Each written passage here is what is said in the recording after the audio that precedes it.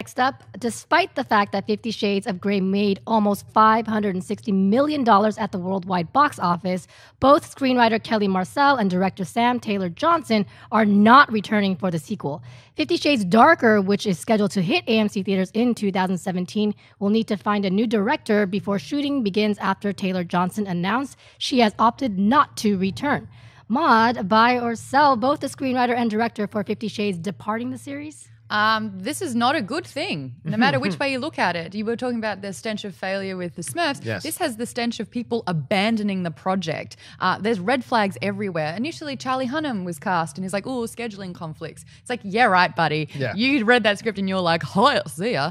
And now Amelia Clarke, who plays Daenerys Targaryen, Stormborn, Mother of Dragons on Game of Thrones, she's announced that she was asked to do the role, and she was like, "I'm good." And she said no regrets. She's really proud of that. Well, she had also announced in Game of Thrones that she didn't want to do nudity anymore. That's true. That was going to be a little hard to pull off for 50 Shades of Grey. But I don't know. I just think that a lot of people that are attached to it are either leaving it or they're not wanting to do the second one. Look, what is it? $560 million is nothing to scoff at. That's really impressive.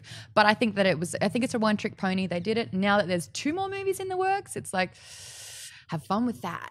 Yeah, I'm going to buy this.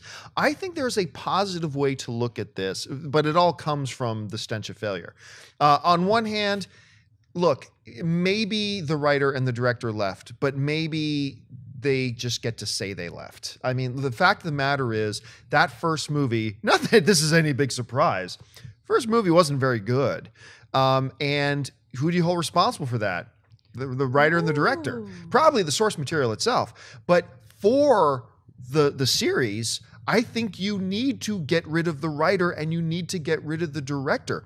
That's not saying that any writer or director could have made that book something watchable on screen. It was an unwinnable battle. But if you are in charge of this franchise right now and you know the response that it got, you know, maybe it's not Taylor Johnson's fault, maybe it's not the writer's fault, but they were the writer and the director of an awful movie. Time to bring in somebody new. So while I'm not looking forward to the second one and I did not like the first one, this might be a good move and the right thing to do. So for that reason, I'm going to buy it. Yeah, I buy it. I mean, you're right. The source material it just reeks. And you can bring in one flavor of air freshener and spray it, and you can still kind of smell it. And you're going to bring in another flavor of air freshener. Maybe you can still smell what was originally really bad. Now it smells like fish and flowers. Yes.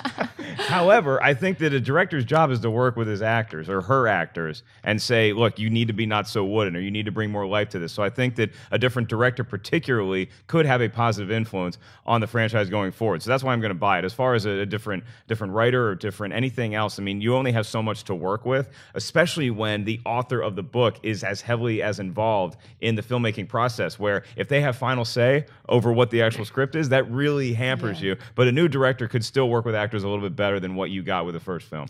That reminds me, going back, a story that came out before Sam Taylor Johnson was announced as director, that Gus Van Sant wanted to direct that movie. Wanted to. Yeah, he wanted, and apparently he even put together like a little fake sizzle reel. He brought in some actor friends of his, shot like 1 or 2 scenes. He really wanted to do it. And I'm like, and I That's remember, all you have to say these days? Yeah, that sounds really creepy, yeah. I don't have my camera. I've got this concept I really want to take all your clothes off. I'm not throwing a sex party. I'm trying to do an artistic endeavor here to land a motion picture. Now look in the iPhone. Yeah.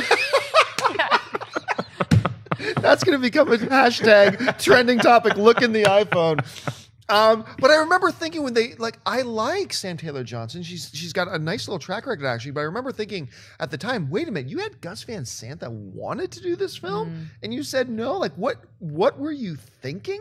Maybe it was just he had a different vision for it or whatever. Maybe they should have gone with his different vision, but I don't know. Hey everyone, if you liked this video, click that thumbs up button and make sure to subscribe to our AMC Movie News YouTube channel. It's free and helps you stay up to date with all the latest movie news, as well as our daily AMC movie talk show. Also, make sure that you follow us on Facebook and Twitter to stay up to date with all of our special promotions, contests, and prize giveaways.